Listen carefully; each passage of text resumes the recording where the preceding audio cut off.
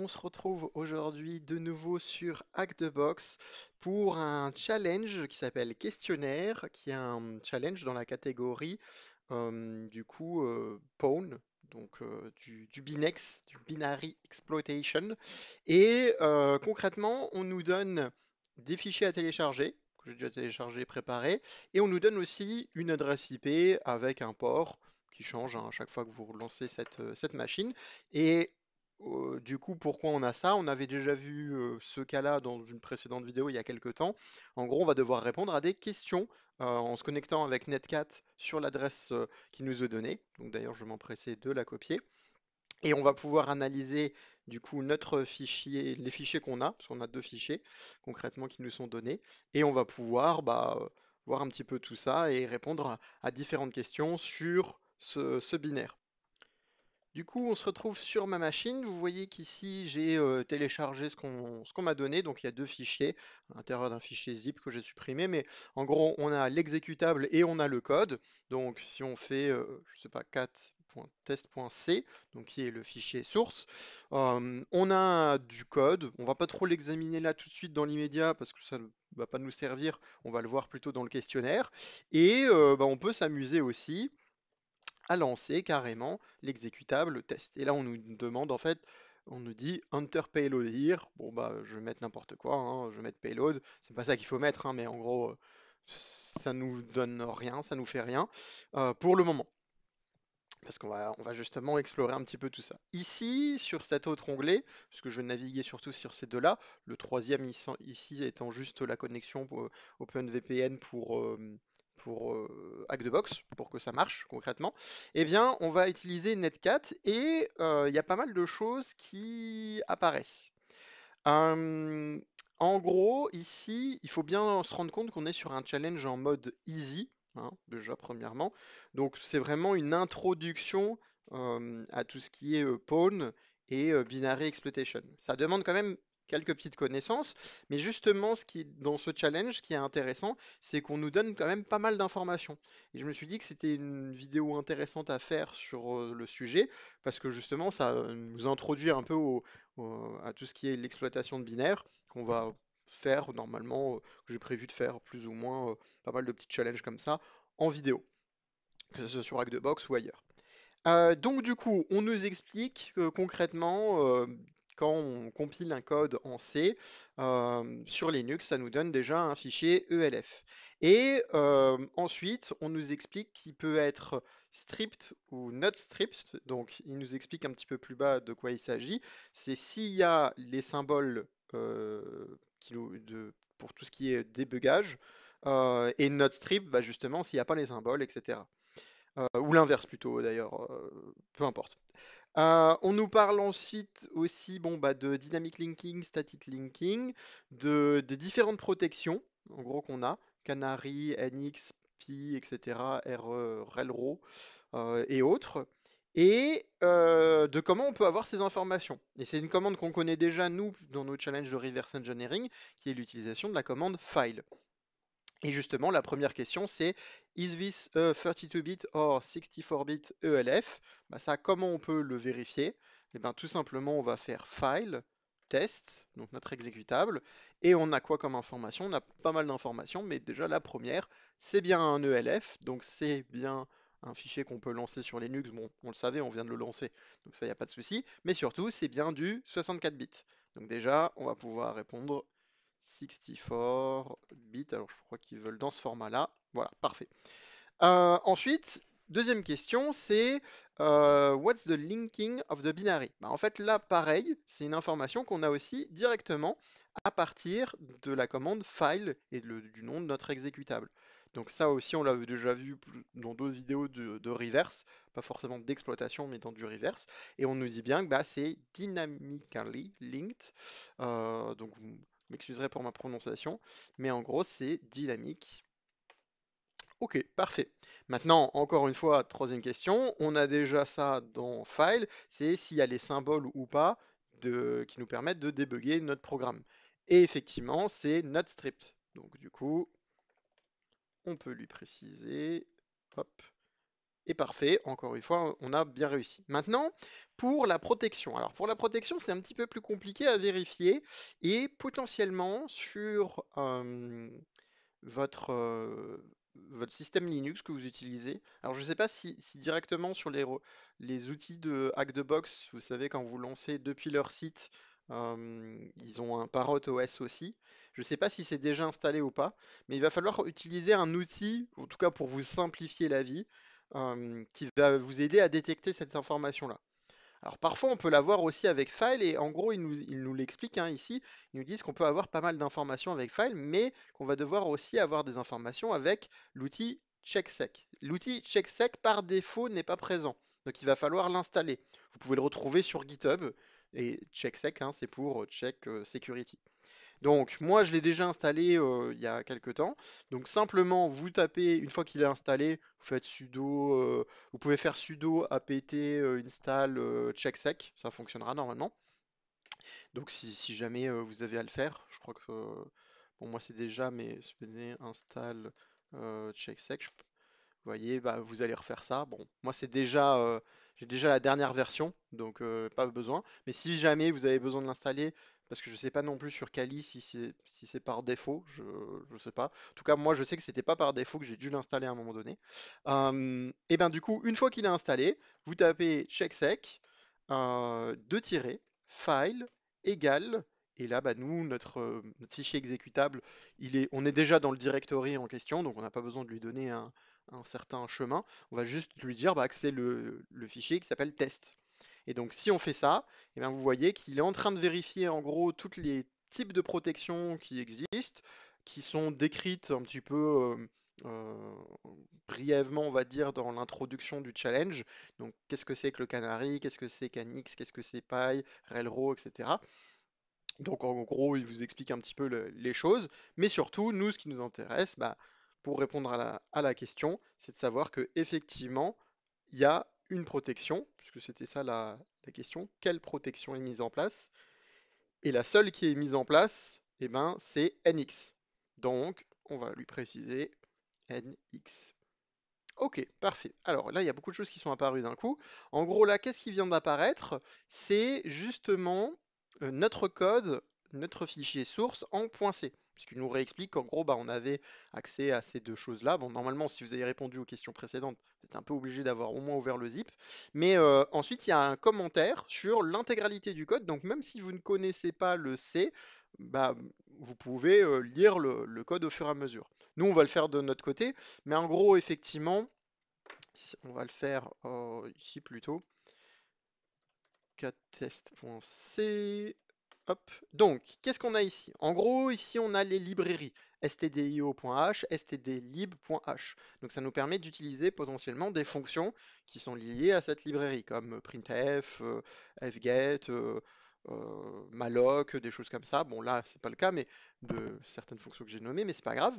Et ensuite, qu'est-ce qu'on a ici? On a du commentaire. Quand vous voyez des lignes qui commencent par anti-slash, étoile, etc., ça c'est du commentaire, donc c'est pas utilisé par quand vous faites votre compilation, bah, c'est enlevé hein, de toute façon les commentaires. Mais bon, voilà, c'est intéressant. Ensuite, on a une fonction void gg qui, effectivement, on voit, elle appelle system, qui est une fonction elle-même, et qui va du coup essayer de lire le flag.txt. Bon, il faut savoir que déjà dans les fichiers qu'on nous a donnés, il n'y a pas, hein, vous voyez quand j'ai fait ls ici, il n'y a pas flag.txt. Donc déjà on n'a pas le flag. Ce qui est normal, c'est parce que normalement on devrait l'avoir depuis la connexion avec Netcat, potentiellement. Mais on voit qu'il y a cette fonction qui est là.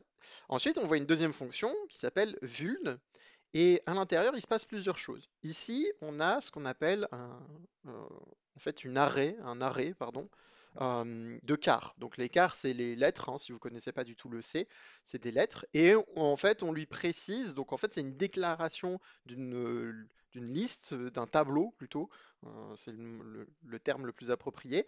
Et en fait, ce que vous voyez ici en hexadécimal, c'est pas en décimal, attention, c'est pas 20, hein, en hexadécimal, le 20 ne vaut pas le 20 du décimal quand nous on compte sur nos doigts, comme on connaît.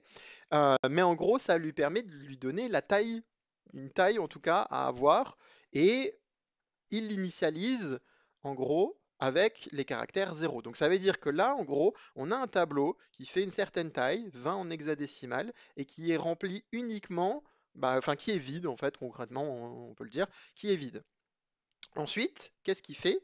C'est quelque chose qu'on a vu quand on a exécuté notre fichier, c'est que ici, fprintf, en fait, c'est simplement pour euh, print un output, pour afficher quelque chose dans votre terminal. Et effectivement, quand on avait lancé notre exécutable, on peut le refaire, hein, test, ici, on voit bien que il nous écrit bien enter payload here.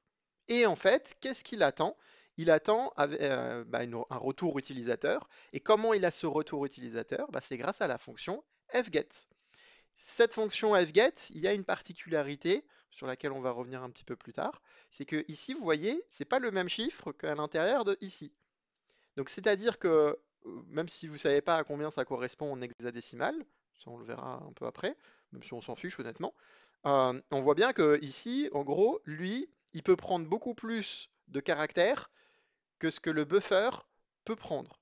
Et en fait, dans cette fonction fget, justement, il va prendre l'entrée utilisateur, il peut prendre jusqu'à cette quantité-là en hexadécimal, donc 100 en hexadécimal, et il l'a mis à l'intérieur de buffer. Mais buffer, malheureusement, il n'a pas la taille qu'il faut. Donc là, déjà, on peut se dire, oh, il y a quelque chose de bizarre. Et enfin, on a void main qui, à l'intérieur, appelle la fonction vuln. Alors, pourquoi, si vous ne connaissez pas du tout le C, je vous résume très brièvement. Main, c'est comme le nom l'indique, hein, main c'est pour dire principal, c'est là où le programme normalement commence. Donc en fait, quand vous exécutez votre programme, concrètement, il va regarder main et il va dire OK, j'exécute tout ce qui est dans cette section-là. En gros, je vais exécuter tout ça. Et effectivement, il exécute vuln. Et il fait d'ailleurs que ça, d'ailleurs. Il fait que exécuter vuln. Donc quand il exécute vuln, ici, en fait, il sait déjà de quoi on parle. Pourquoi? Parce qu'on a mis la fonction vuln avant main. Et ça, c'est important. C'est pas fait au hasard, hein. C'est volontaire. Parce que si vous n'aviez pas mis la fonction vuln avant la fonction main, et en fait, la machine, elle vous aurait dit, mais de quoi est-ce que vous parlez là, en fait? Moi, je ne comprends pas. Si vous aviez mis cette définition-là là, que j'ai surlignée en vert, après main, ça aurait même pas compilé, en fait. Ça aurait même pas essayé de fonctionner. Et tout de suite, il aurait dit, en fait, je sais pas de ici quand il exécute cette ligne-là, il dit je ne sais pas de quoi tu parles, je ne vois pas. Donc c'est pour ça qu'on la met avant main. Alors il y a une autre manière de faire avec un prototype, hein, donc on aurait juste mis void vuln et au lieu d'écrire ce qu'il doit faire ici, on aurait mis un point virgule et ensuite on aurait mis tout ça en bas de main, là ça aurait fonctionné aussi, c'est une autre manière de faire.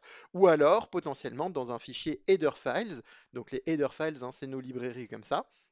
On peut créer nos propres librairies, donc on aurait pu créer notre propre fichier en .h, qu'on aurait appelé par exemple fonction.h, et on aurait mis à l'intérieur notre fonction, par exemple vuln. Et donc du coup, en mettant include, alors pas avec ça, hein, pas avec ces opérateurs-là supérieurs enfin supérieur ou inférieur, mais avec des guillemets, et on aurait pu inclure notre propre librairie à nous, et comme ça, ça aurait fonctionné. C'est différentes manières de faire. Bon, c'est pas très important. Par contre, ce qui est important à noter, c'est qu'effectivement, GG qui est bien déclaré ici, qui est déclaré d'ailleurs en premier, en fait, il est utilisé nulle part.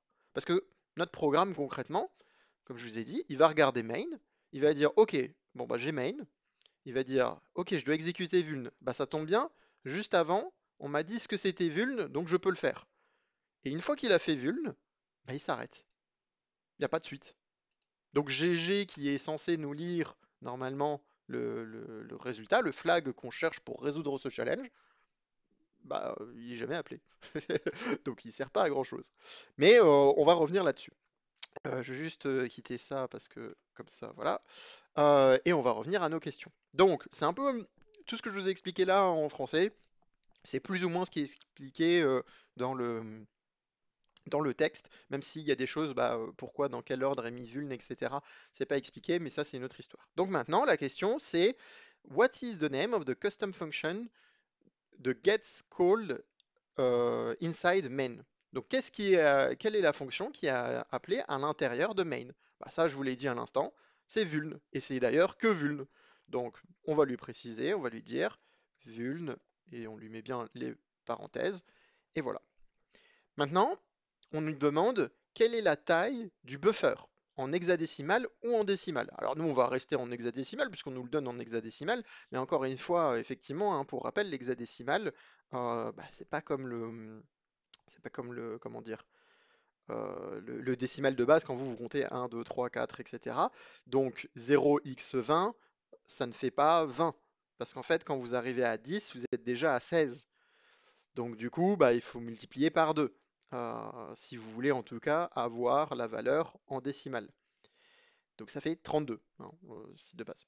Mais ici, du coup, nous on sait, hein, buffer, je vous ai attiré l'attention dessus, bah, c'est 0x20. Donc on va lui préciser en décimale 0x20. Parfait. Ensuite, il nous pose la question, quelle est la fonction qui n'est jamais appelée? Et alors, il nous précise custom function, parce qu'effectivement, la fonction GG, c'est nous qui, enfin, nous, c'est pas moi, mais en tout cas, c'est la personne qui a créé le challenge qui l'a écrite, hein. C'est pas une fonction qui existe par défaut dans des librairies qui sont utilisées comme stdio.h, stdlib.h. Donc, c'est pas des fonctions comme fprint. Vous voyez, fprint, on n'a pas besoin de le déclarer parce qu'il est à l'intérieur de stdio.h ou de stdlib.h. Et pareil pour fget. Et donc du coup, bah, la seule fonction qui n'est jamais appelée au final, mais qui est quand même déclarée, la fonction custom que l'auteur du programme a créée, bah, c'est la fonction GG. Donc on va lui préciser GG. Ok, ensuite ici de nouveau, on a un gros texte avec plein de choses. Et il y a des petites précisions à voir. Donc effectivement, en gros, ici, ils vont vous parler de ce qu'est un buffer overflow. Alors, un buffer overflow, dans le concept, bah, c'est effectivement l'overflow, c'est on essaye de mettre plus de choses qu'on ne peut dans un endroit. Et c'est pour ça que je vous ai attiré tout de suite l'attention sur le fait que bah, potentiellement l'utilisateur, il peut rentrer plus d'informations que ne peut contenir le buffer. Et il vous explique concrètement ici que ça crée des problèmes de sécurité. Parce que à partir du moment où vous arrivez à faire un overflow, où on vous laisse la possibilité de le faire en tout cas, et ben du coup vous pouvez mettre à l'intérieur de la case buffer bah, plus que 20 caractères, puisqu'on attend des caractères normalement, hein, du car ici. On peut mettre plus que ça. Et à un moment donné, bah, en fait le problème que ça pose, c'est que ça va réécrire par-dessus le reste. Et ça va réécrire surtout sur l'adresse de retour, la return address, comme il précise ici.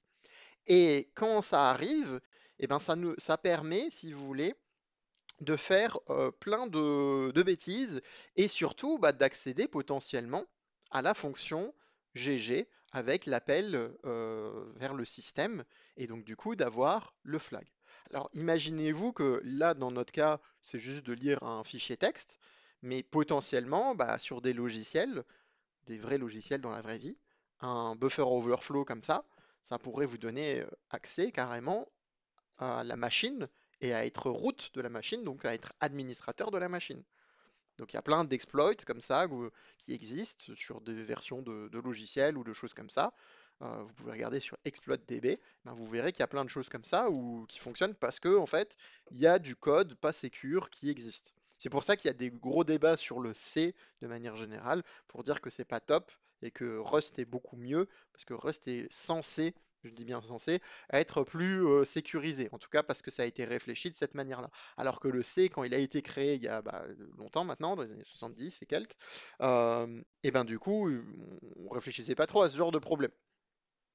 Donc, d'ailleurs, aux États-Unis, les autorités américaines, à un moment donné, il n'y a pas si longtemps que ça, en 2024, il me semble, peut-être fin 2023, ils ont recommandé de passer sur du Rust.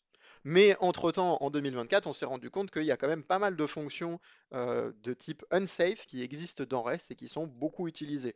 Donc, au final, la chose à noter, c'est que oui, c'est compliqué de faire du code sécurisé en C parce que très facilement et très rapidement, on peut faire du code pas sécurisé, avec même des erreurs, même si ça c'est une erreur un petit peu classique, mais avec des erreurs même un petit peu plus complexes, entre guillemets.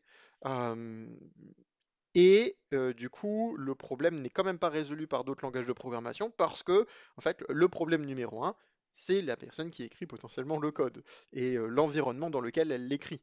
Parce que bon, il faut prendre en compte, bien entendu, les développeurs aujourd'hui savent qu'il y a plein de problèmes de sécurité, mais si on leur donne 4 jours pour faire un travail qui devrait prendre plus d'un mois, bah, faut pas s'étonner qu'à un moment donné, quand ils se dépêchent, forcément, ils font des petites bêtises par-ci par-là, et on entend parler, enfin en tout cas en 2024, on a beaucoup entendu parler bah, d'une erreur qui a coûté des millions et des millions avec CrowdStrike. Mais bon, ça c'est un autre sujet aussi. Donc, on nous explique un peu tout ça. Et bah, on nous répète qu'il y a des protections, etc., qui existent. Maintenant, on nous dit, OK, bon, bah, on vous a expliqué ce que c'est que le buffer overflow. Quel est le nom de la fonction qui peut trigger, qui peut déclencher, pardon, le buffer overflow? Bah, en fait, c'est simple, on en a parlé aussi. C'est tout, tout simplement la fonction fget. Parce que dans la fonction fget, on dit de remplir buffer, qui a une capacité de 20 en hexadécimal, donc 2 fois 16, 32 en décimale. Et malheureusement, cette fonction, elle est mal faite parce que ici, on peut mettre plus de caractères qu'on ne peut en contenir. Donc la fonction qui est pas sécure ici, c'est fget. J'ai un petit doute, excusez-moi. Ouais, il y a bien un S, hein. Ouais, pardon. Hop, voilà. On nous dit parfait. Et maintenant, on nous dit, bah, ok, tester.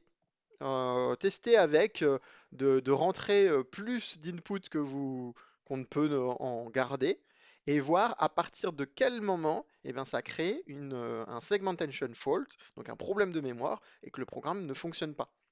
Donc il nous demande de le faire avec 30, 39 et 40. Et ensuite, on nous demande bah, de combien, justement, que ce soit en décimal ou en hexadécimal, de combien bah, ça commence à poser problème, quoi. Du coup, on va tester. C'est plus marrant de tester.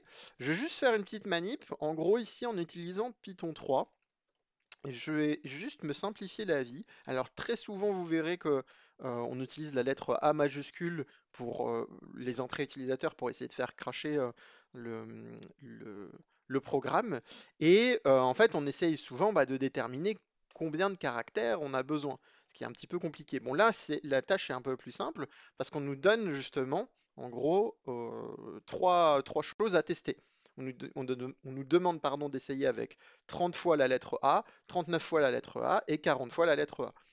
Donc là, ce que j'ai fait avec Python, bah, ça m'a permis simplement d'avoir tout de suite sous la main 30A, 39A, 40A.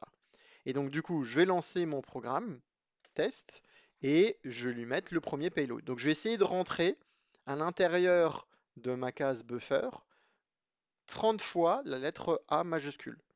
Et on va voir si ça fait cracher le programme ou pas. Et on voit que bah non, en tout cas, il n'y a rien eu. C'est comme la fois où j'ai mis juste payload ou si j'avais mis juste un caractère. Ça a pas vraiment, il n'y a pas de segmentation fault. Ok. Donc maintenant, je vais essayer avec plus de caractères. Donc au lieu d'en mettre 30, je vais en mettre 39.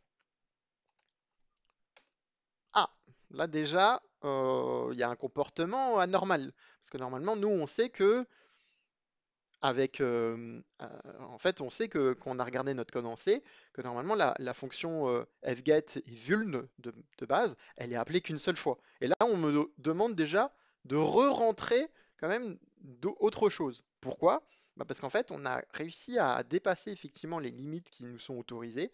Et en fait, on vient de réécrire, si vous voulez, un petit peu les retours d'adresse qui se passe dans la stack, etc.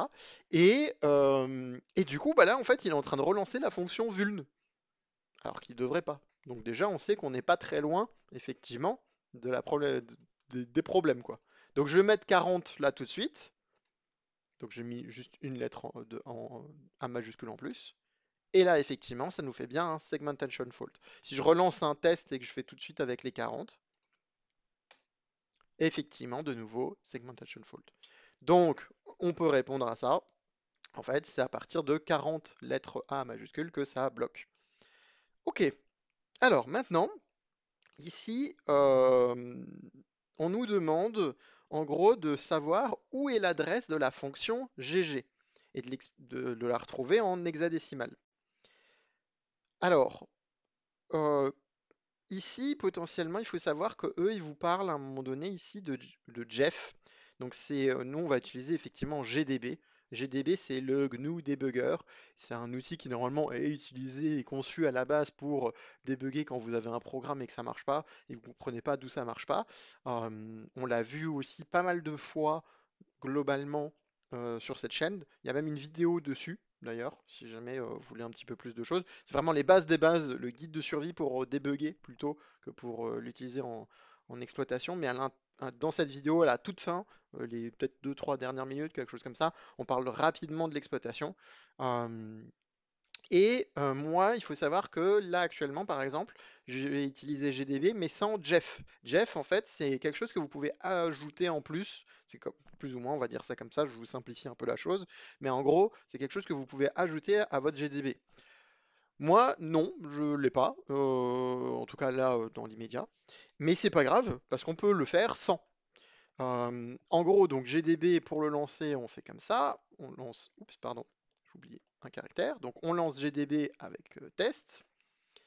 Et à partir d'ici, on va pouvoir. Alors je pense qu'il va falloir que je start donc quand même le programme pour que ça marche, pour qu'il puisse mettre en fait un breakpoint dans main. Et vous voyez que là où d'ailleurs où il nous dit, il commence la chose. En gros, il nous dit bah voilà, j'ai mis un breakpoint par défaut à main parce que main c'est là où tout commence. Bah il vous donne aussi une adresse déjà. Et nous, on veut récupérer l'adresse pas de main, mais de GG. Et on sait que GG, bah, il n'est pas au même endroit que main, hein, il n'est même pas appelé d'ailleurs par main. Mais du coup, comment on fait pour regarder ça? Bah, il y a une commande à taper qu'il faut connaître un petit peu.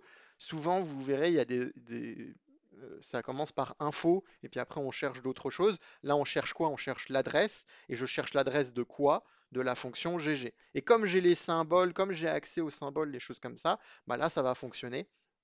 Et il me donne bien effectivement une adresse, comme main d'ailleurs qui a elle-même une adresse. Et du coup, je vais m'empresser de la copier, de la coller. Et normalement, c'est bon, on a réussi, on a fait tout le challenge. Challenge assez facile au final, entre guillemets. Alors bien entendu, si vous regardez cette vidéo et que vous étiez bloqué, bon bah déjà mettez un petit like. Merci. Non mais si vous étiez bloqué, bah il n'y a pas de souci, c'est normal, hein, potentiellement. Même si moi je dis que c'est un challenge très facile, parce qu'il était facile parce qu'il y a plein d'informations. Après le problème c'est que quand on connaît pas du tout, bah on peut quand même être un peu perdu malgré les informations qui nous sont données par Hackthebox. D'ailleurs je vais prendre le flag parce que je l'ai pas mis en fait. Donc, je vais m'empresser de le mettre. Voilà, je le copie, comme ça je l'ai. Mais globalement, donc ce challenge qui est en easy, je voulais le faire parce que comme ça me permettait de donner des petites explications un petit peu, de m'entraîner à donner des explications sur ce sujet, et surtout parce que j'ai envie de faire pas mal de vidéos un peu sur l'exploitation de binaire et d'aller bah, de plus en plus sur des choses compliquées. Donc on commence vraiment par le challenge le plus facile d'Hack the Box, et on va monter en puissance là dans les prochaines vidéos qui vont venir. Donc si c'est un sujet qui vous intéresse, bah, n'hésitez pas à suivre la chaîne, à mettre un petit like. Si vous voulez mettre un petit message, ça m'aide toujours, c'est toujours sympa. Euh, je sais que c'est pas c'est un peu méta de dire tout ça, mais voilà. Mais bon, si jamais ça vous a aidé, voilà. Et encore une fois, bah, si vous voulez en voir plus, bah, n'hésitez pas à mettre un petit like et à suivre la chaîne. De toute façon, je vous avouerai que quoi qu'il arrive, même si vous ne le mettez pas, même si vous ne suivez pas, même si vous ne mettez pas de commentaires, je vais en faire. Mais ça m'aide toujours, donc c'est sympa. Merci à vous d'avoir suivi cette vidéo et je vous dis à bientôt.